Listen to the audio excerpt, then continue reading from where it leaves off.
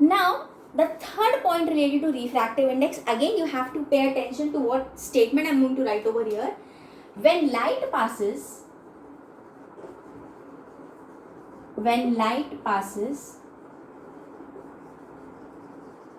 from one medium to another,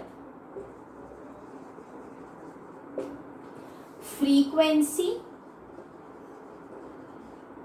does not change,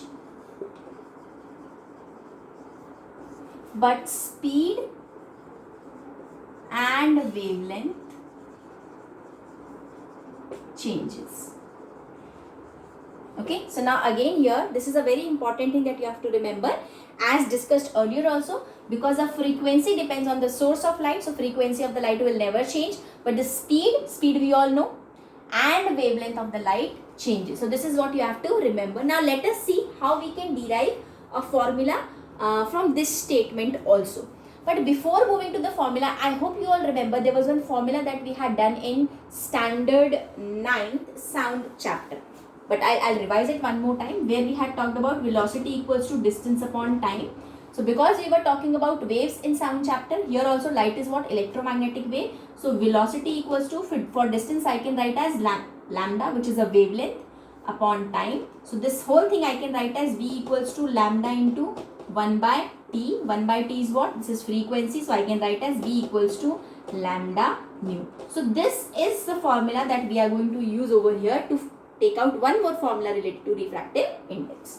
Now what we have to assume over here, from this statement we know that frequency will never change, but speed and wavelength changes. Okay, so now for first medium, if I am talking about first medium, in first medium velocity will be V1 and wavelength will be lambda 1.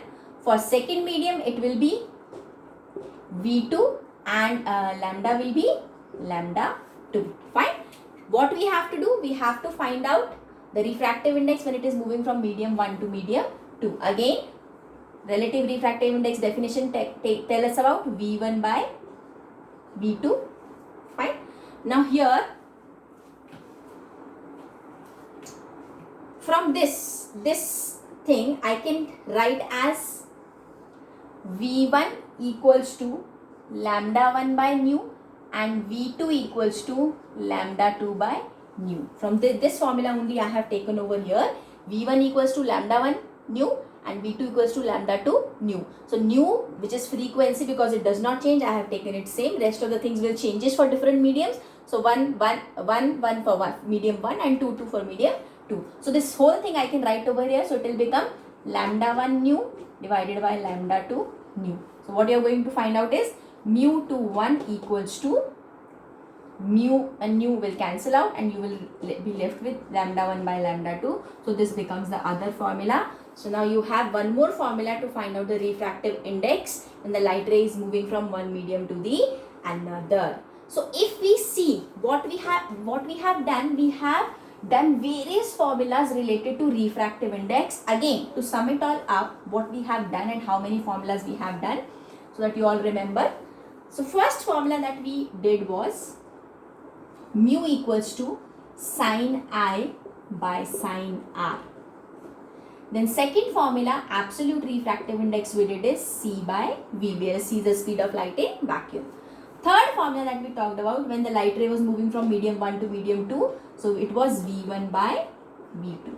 Another formula that we did was mu to 1 equals to mu 2 by mu 1.